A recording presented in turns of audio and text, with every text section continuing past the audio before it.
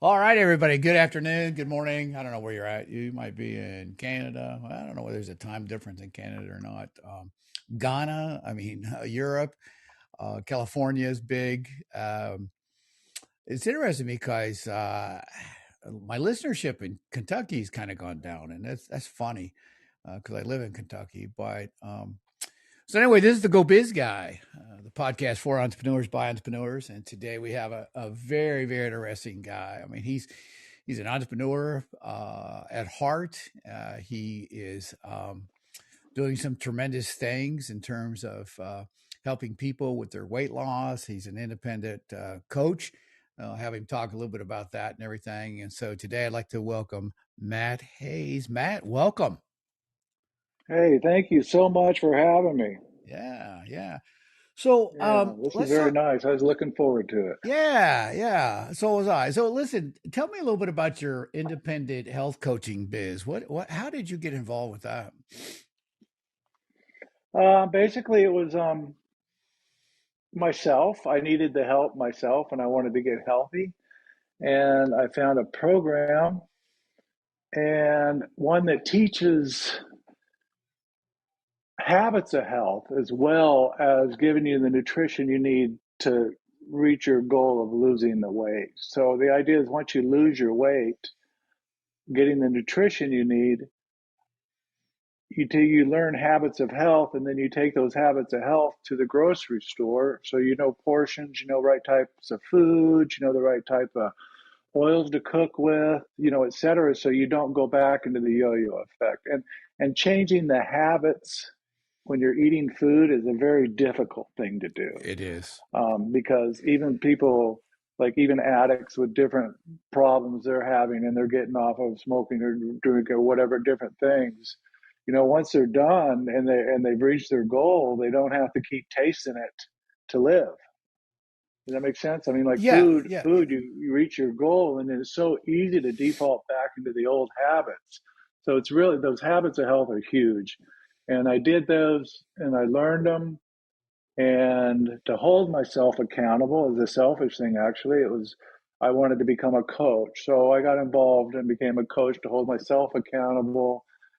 And then when you start helping people and recognizing what you're doing for them, Yeah, it's the rewards are unbelievable. I bet. Yeah, it's just a good thing. It's cool. Yeah. Well, that's pretty cool because I'll tell you what, I mean, it's kind of yo-yo effect for me and everything. But I try to exercise and due to my wife's health, I've stopped martial arts and everything. And so it's one of those things that taste is a huge problem because, it's kind of like we develop a taste for like McDonald's, quarter pounder and some fries. And then I think sometimes, bro, I think sometimes, man, they've got like cocaine or something in that stuff. I mean, it get, it gets freaking addictive, man. I don't understand some of that food, but at any rate, and people just go after, and then they said, okay, well, I'll try to lose some pounds, and the behavior is key, and I totally agree with you. So is there a time limit on the behavior? Like, is there like 21 days and then they're good to go, or is it just a monetization of behavior all the way through your program? Oh, it's a living and breathing thing, right? Okay. All right. So, I mean, All right. once you learn it, it takes time. And I think for a habit, to change a habit for something like food that we've been doing since we've been born, Right. right? How many times a day? I think it's like 65, 66 times in a row, Okay. right? And then you're starting to form the habit and it's easier to start rolling into it. And the idea is to get to where you don't have to think about it, you just do it. And then that's the true definition of a habit, right? Right. Right. Yeah. And so that's what we're trying to do. And everybody's a little different with that. I'm sure. I'm sure.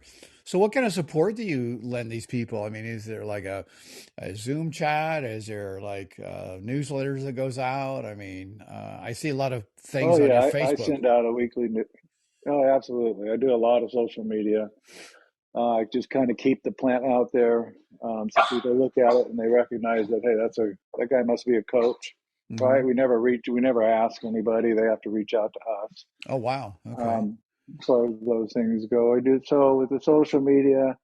Um, it's just something that you just got to be repetitive with, and now and that's changing in so many different ways nowadays. Hmm. Facebook, TikTok, Instagram, etc. You keep that out there, Yeah. keep it going. So let's just we'll wrap this up. But I think it's interesting because you're such an entrepreneur, and you're in the oil and gas business and real estate business, and so now you're doing this, and then we're going to kind of mosey on into some other things that you're doing. But that's the key, I think, of an entrepreneur is that I will probably live, maybe, who knows? God knows, I don't. But if I'm 100 years old, I'll probably still be in business for somebody or some doing something. You know what I mean? I mean, and so Yeah, I uh, do know what you mean. yeah, I mean, I don't know, Yeah. man. I tell everybody I've got the entrepreneur disease, and you give me an idea, and I'll have it manufactured for you and brought into market, and share our business plan with you. I mean, that's kind of my forte. But anyway, so Yeah, you're happier. I think you're just happier when you're doing something, yeah, right. right? And if that's just your personality. So whether it be doing your martial arts or working on a business or helping people, it's things you want to do that make you happy. Yeah. And It's it's just, wonderful. Yeah, it's such a thing, yeah. man. I mean, so but listen, if people want to get in touch with you about your program, I say, you say that they have to reach out to you. What can they do to get in touch with you? And we'll move forward with some other things you're doing. Well, I'm on Facebook, of course, and you can just reach out on there and friend request me or shoot me a message on Messenger, right? Feel free. You can email me if you want. I'll give you my email over the radio podcast if you like. Yeah, yeah. Give it to And them. Give them your email okay, address. first letter is M, second letter L, dot, last name Hayes, Hayes, 789 at gmail.com. Okay, good, good, good. And so there's some more excitement coming out from Matt. I mean, it's pretty cool. And so, um, my wife and I had a goal after she retired, and so this book kind of means a lot to me. But we wanted to travel the United States, and what we wanted to do is oh gosh, who's that famous chef that's on TV all the time? I slipped my mind. Anyway, Guy Fieri. Okay, so Oh, yeah. Guy Fieri has restaurants all over the country. And so what we wanted to do is we wanted to travel across the country and go to as many restaurants of his as we can that he's been to. Okay. And we are gonna use his website as a guide. So he's got some hot dog places in West Virginia, and he's got a couple places in Kentucky. So we were going to start doing that and everything. And so it definitely changed. Plans have changed. But what I like about your, and so let's do the introduction about your book. And I don't know what people get motivated. I've had son-in-law write a book. I've got a friend that's wrote a book, and I just so tell me a little bit about the background of how you and name the book official, and so that we can kind of plant our feet on this one because it is powerful. Um, the name of the book is Travel Guide, and it's coast to coast.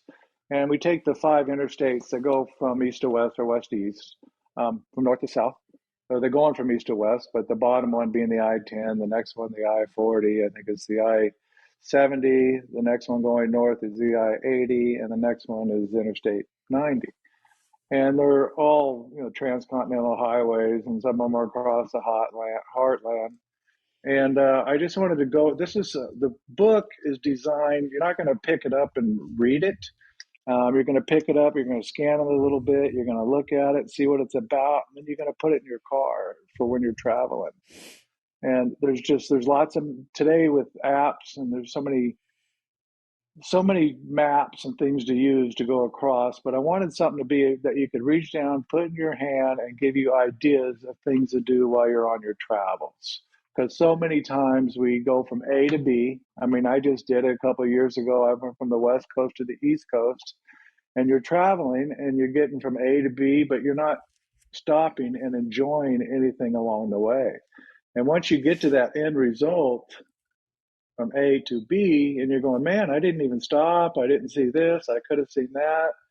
And so this will tell you what's there and what's ready to go for your travels to stop and enjoy for what's important to you. Okay. As far as the reason, I just wanted to look at a book. I was talking to a friend, and he was telling me a story that he had been doing with his granddaughter, and a great story. God, I was just enthused, and they never put it on paper, so we got to talking about it, and I just decided, well, I think I want to do one, and so I started. What am I going to write a book about? Just so I thought, well, subject matter, okay, fiction, nonfiction, etc. And I couldn't, as far as fiction goes, I had a hard time with subject matter and getting into it. So I decided to go with nonfiction and do something that people can use and enjoy. And being that the last transcontinental trip we took, I kind of thought about what we just spoke of as going from A to B without knowing what's there and where to stop and things that are along your travel. So I put this together. And I think it's very handy and people can use it. It's easy to read. I mean, it talks about the different national forests that along the way, hidden gems, it gives you mileage per state and travel stops and places to go. I thoroughly had a lot of fun doing it. It was You a know, blast to get through the process. what Yeah. I tell you what, I mean, and I don't, I mean, you missed a lot of the United States, but you hit some really neat things. I mean, um, and we'll talk a little bit about some of those because some of the areas, like I've been to Pittsburgh, I've been through St. Louis, but I'm like a lot of travelers. I left California to go to college in Lynchburg, Virginia, and my objective was is to take my time from Ventura, California to Lynchburg, Virginia, and go across the United States and visit some of the places that I could enjoy and say, oh yeah, I've been to Nashville, Tennessee, and I've been to the Grand Ole Opry. But you know what? The Grand Ole Opry was closed. I took pictures of a closed building, but I said I was there, right? And so yeah, I mean it was a fake thing, and I then did it. I did it. yeah, I did it. Yeah, well, look at this, man. And so then I got to Amarillo, Texas, and I knew I was in the land of Oz because we eat hot dogs in a different fashion in California, and then when I got to Amarillo, Texas, this lady, the voice changed a little bit and said, "Can I help you?" And I said, "Wow, what kind of language is that?" Okay. And so I said, "Yeah." I said, "I like to have a hot dog, and I like to have onions and ketchup and mustard, and that's it." Really? What kind of hot dog is that? She said, and she said, "I'll tell you how we do our hot dogs. We put mustard, ketchup, onions, coleslaw, and chili. Now that's our hot dog." And I said, "Oh, okay. I guess fix me up and everything." And so, you When know, in Rome. yeah, right, right in Rome, man, make that happen. So what was pretty cool about the whole process is that, and we talked a little bit about food, man, my gut and my head got adjusted to all that crap on a hot dog. And so the culture changed from Ventura, California to Amarillo, Texas. And so what's interesting about traveling, and I my wife and I, we've been to Mexico, we've been to the British Virgin Islands, we've done a few things. I mean, I've been up to Canada, and done some things, but I've traveled a lot, but I've never had the time, like you said, I've never had the time to sink in.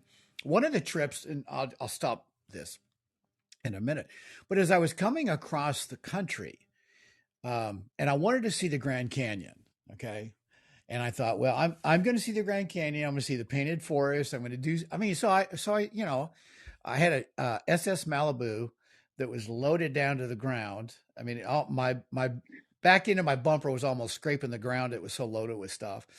But oh, it's crazy, man. And I'm going, oh my gosh. So anyway, I went to there was a tremendously bad storm, and I was, I didn't have GPS at that point. I had to have a map and everything, and so I'm dating myself on this whole tech stuff. But so the storm was just going crazy, and I thought, well, I really want to see the Grand Canyon. So I pulled off the side of the road and slept in my car. Okay. Now I could have probably pulled over to the side of the road and went over the cliff, but I didn't. Okay. And so morning took place, bright, bright sunshine. And I got out of my car and it was breathtaking because the sun was rising above the Grand Canyon and my mouth Oh, dropped. that's gorgeous. Yes. We've And seen those pictures. Yeah, that's yes, beautiful. yes. And my mouth dropped. I thought, wow, this explains and solidifies God, okay, as the creator of life and rocks and trees. So I looked at a tree on the side of the Grand Canyon, and it looked like it was like a little fake tree. But that tree had to be probably almost the size of the Empire State Building, and to scale of the rock was phenomenal. I stood there and I walked a little bit towards the edge. I didn't walk all the way to the edge, but I was just blown away, Matt, that I had an opportunity to stop, right? It's so huge. It's amazing, isn't it? Yes. It is so huge. Yeah. And so what's cool about your book, man? I mean, when for you guys to say, so did you have to talk your wife into this and make this work? To do the book? No, no, to travel like this, and then how did you do it? Did you like travel and take notes, or what happened to all this stuff? Well, a lot of this we did. I've done the I-10 from Florida all the way to I think it's Santa Monica, Wow, and the dang, I-40 is like Barstow all the way to the East Coast, right? And it even takes part of Route 66 as you go through it.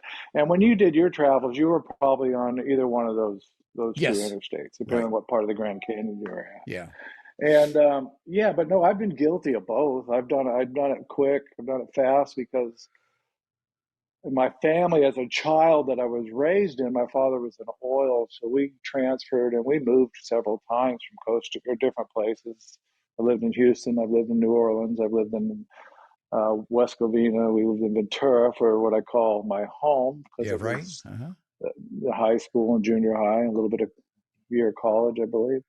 And so that's the home area. So we've done traveling, and we've never. As a matter of fact, when I was in high school, my father got transferred to Scotland. So Wow, traveling's never been a problem, okay. right? We just I enjoy it. We try to stop and do some travels, see some things that are historical, but you got to have the time to do it. That's going to dictate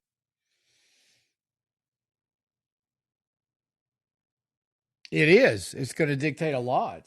Um, through it, and you pick some things that you want to see. Maybe it's historical value, maybe it's food like Guy.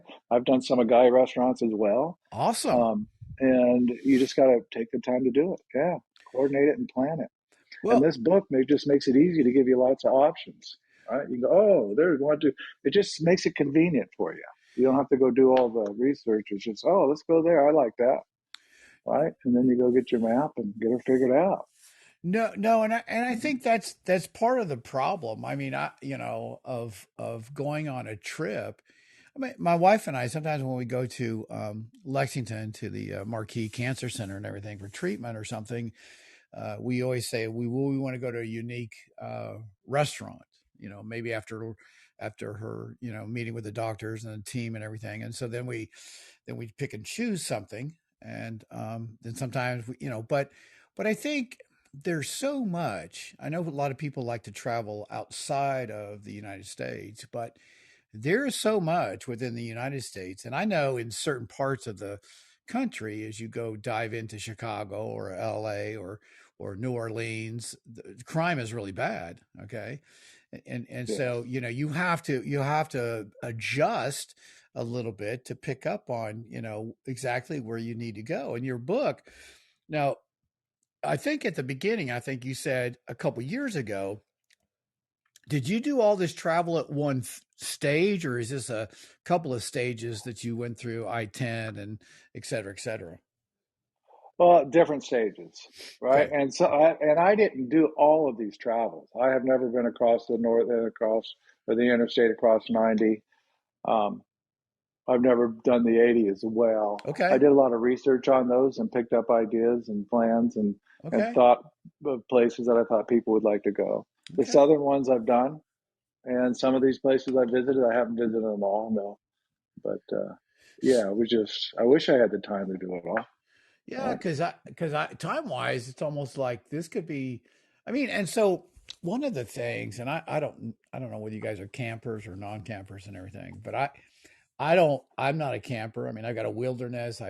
Thanksgiving we took it to Corolla Beach and everything, where all the wild horses are in North Carolina, and the Subaru Wilderness is all terrain and everything, and so we it was a rush to take it into the sand, and I was in 12 inches of sand and on the beach and everything, and so it was pretty cool. We had to drive the wilderness into the house, not into the house, but next to the house in order to get there because it was in a bunch of sand. But I'm not a camper, and so I always like to stay because I'm sure as you traveled, you had to stay the night. Did you pick like um, historical B&Bs to stay in, or what was the flavor of stay in when you had to take a break? Well, different times of my life. Sometimes some of those travels I was by myself. A lot of them were with the family. When I was with the family, we usually did hotels. Okay, We did an Airbnb here and there. We're courtyard people. We like the Marriott, and so we'll kind of pick them along those places. But sometimes you don't have those choices. You got to find something, right? Um, we have done a lot of camping. We've always enjoyed that, but more along the glamping, I guess you would call it more okay, nowadays. all right, And but since we moved out to the East Coast, we've gotten rid of our fifth wheel and all those things, okay, and so we don't yeah, we don't have those anymore. yeah. But I yeah, Okay. Well, that's cool because I know some people, they like to go to B&Bs, and I'm a Hampton Inn guy, and business and leisure, travel and stuff like that. And Hampton's always good. So yeah, I think you have to kind of make the adjustments on the travel side. So a couple places that you had went. Did you ever make it up to Pittsburgh? no, I did not. Okay. All right. Okay. I worked up towards Pittsburgh, and I love that. I love that city, and I love the food. I love the cuisine, and I think what's really cool about um, traveling is, and you said Guy Fieri. I pronounced his name wrong, I think, but anyway. So, but I think it's interesting when you talk about cuisine, because in Louisiana, I'm sure it's French oriented, right? Oh yes, And I've yeah, never French in the South. and I've Yeah. I, I've never had that kind of food before.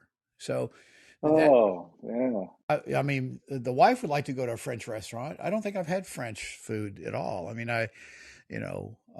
and I don't eat frog legs. Is that French? So I I think everything's edible in the South, but oh yeah, yeah, it's blended. They got the French, and some of those restaurants down there are designed just for that, but most of it's a Southern thing, and they blend it in. And the food's just absolutely it's tremendous, yeah, right?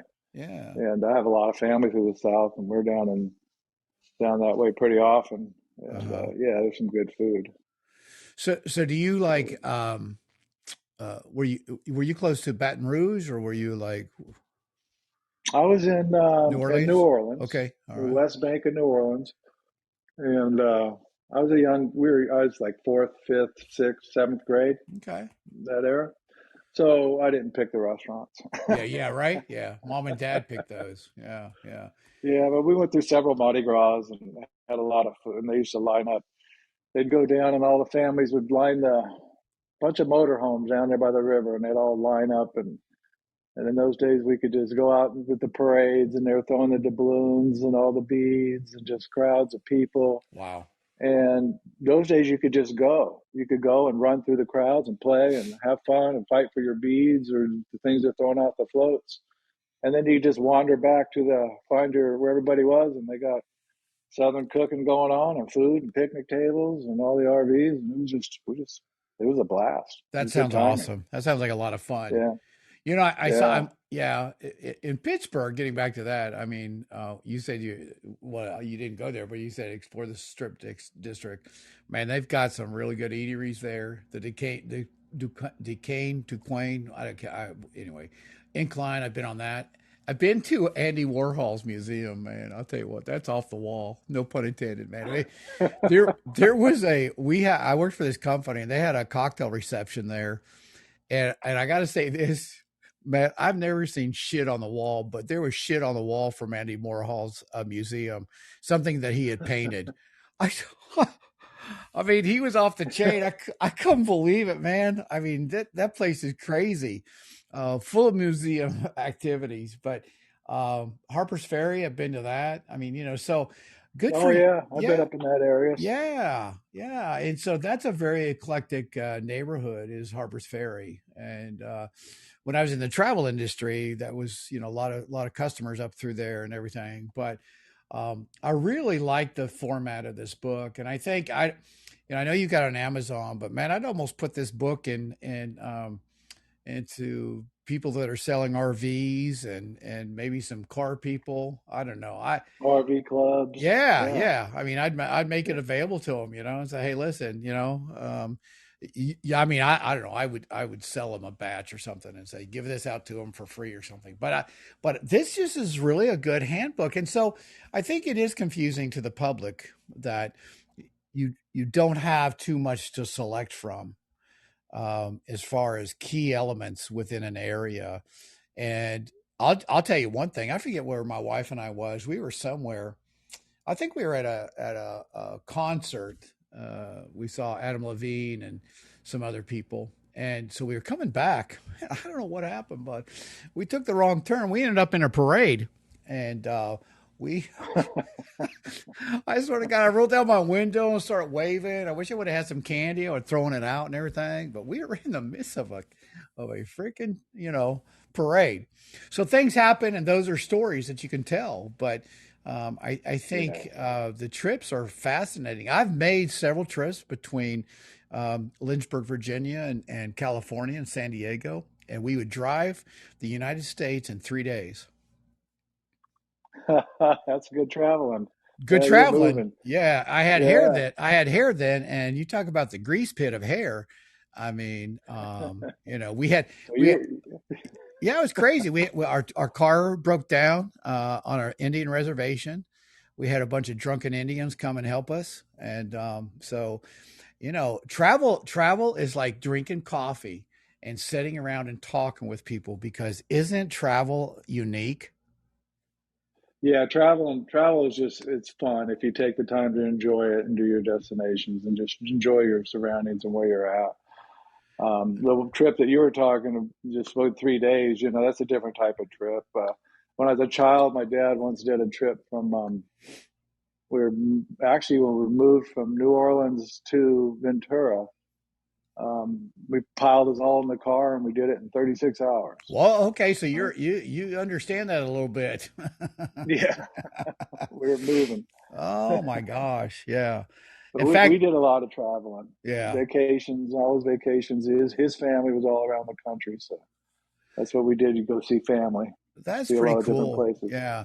Yeah, I think you've got a gem here, and I think that you do whatever you want to with it, but I think it's got a lot of advantages to it in terms of people. I worked in the travel industry, and we company down in Sarasota, Florida.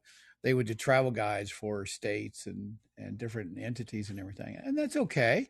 They highlighted those things, but I think on a personal level, they didn't really do that. I mean, they everybody placed ads, and so you want to go to a winery or you want to go this, and this, but it doesn't give you the specifics as you give. And right.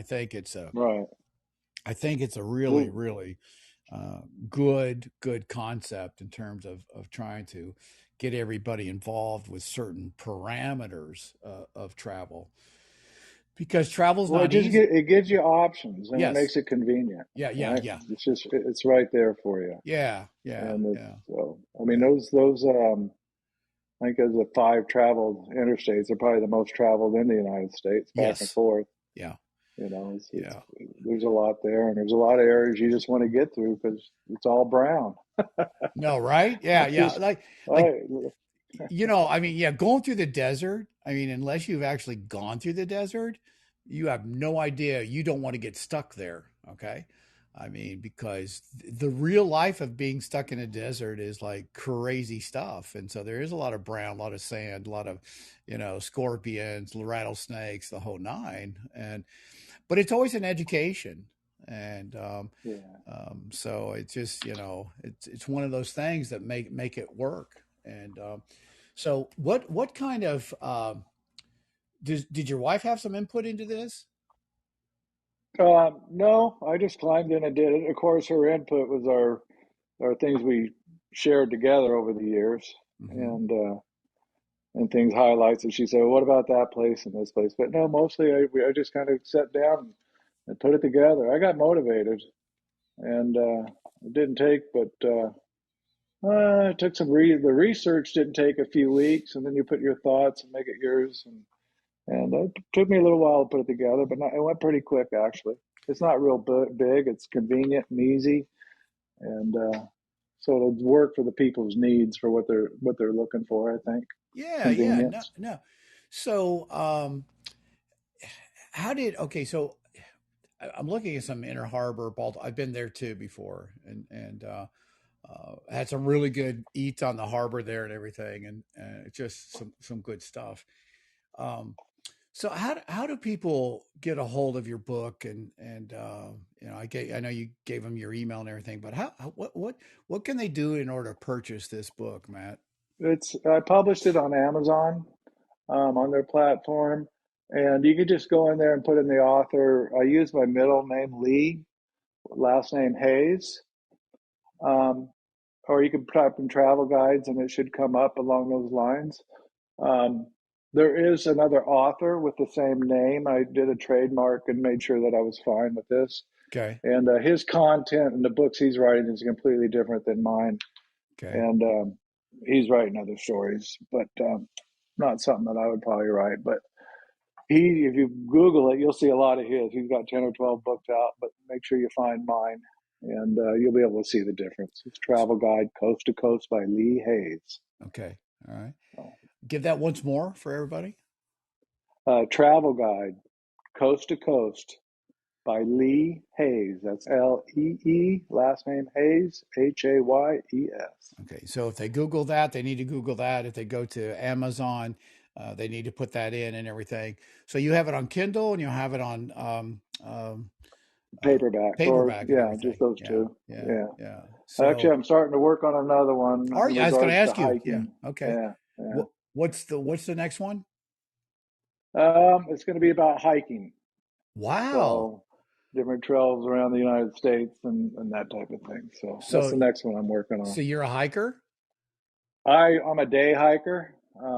There's through hikers, there's backpackers, there's a lot of different types, and I'll try to cover most of those areas in this, and again do my best to make it convenient and easy for everybody. Um, so you're prepared and you know how to enjoy your day without running into harm's way. Right? Yeah. So you know what? I don't know why, but man, just about every topic sometimes there's a story that LJ can share. Okay. So and I'm gonna probably mess up these names. They went to Buena High School, John and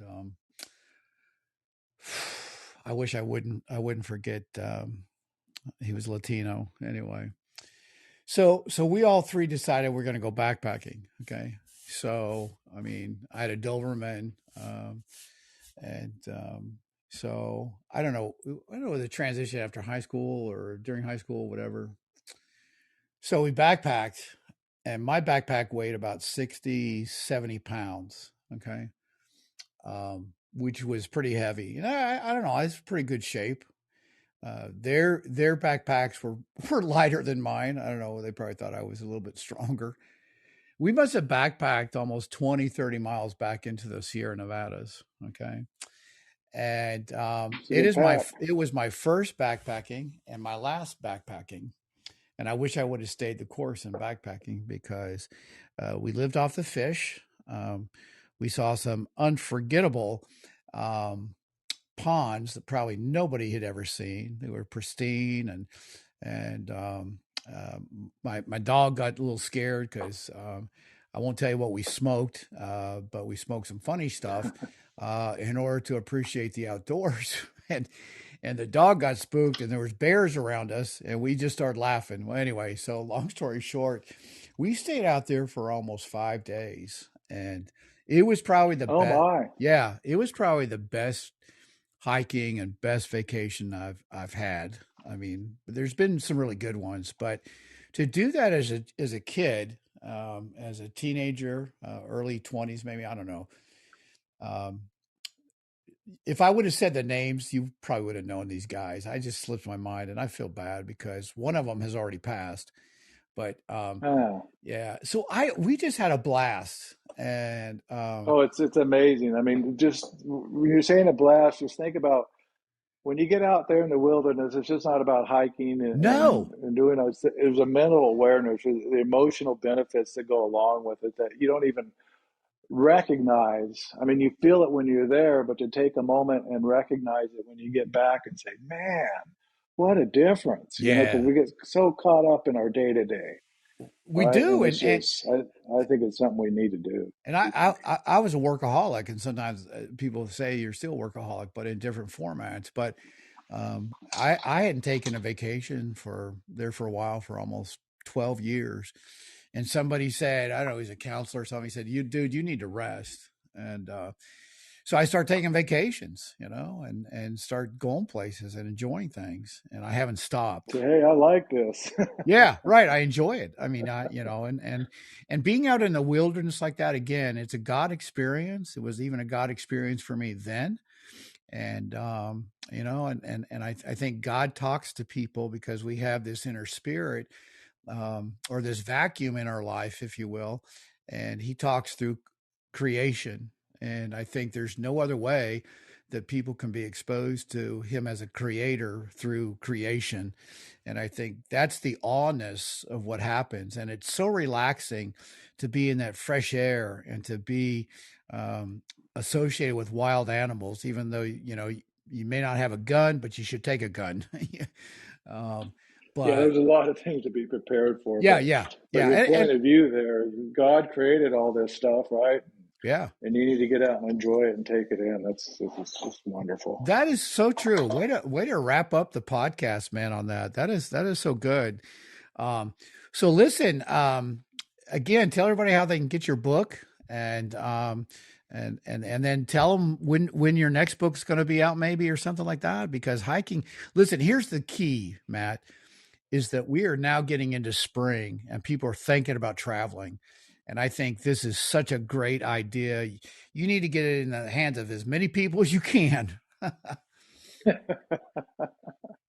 It takes it. Yeah, I'll get her done. It takes a little time. I'm looking for. Hopefully, a few months from now, I can have it out. And Awesome. Awesome. or in But February, March, April, May, maybe I don't know. yeah, yeah. So tell everybody how they can get your book and everything and start traveling in the springtime. Amazon, um, Kindle, paperback. You just go to Amazon.com. Type in the author's name, which is Lee Hayes, Lee, last name Hayes, Hayes. And the book is a travel guide, subtitle Coast to Coast. Man, They'll how send it to awesome. you, Yeah. and it's ready to go. It's convenient and easy. Awesome. Awesome. Matt, thank you so much for being on the podcast and looking forward to talking to you some more about your next book, and enjoy the rest of the week. Thank you so much. I will, and thank you so much for having me. I always appreciate it. Yeah, you take care, bro. All right, bye bye. Bye.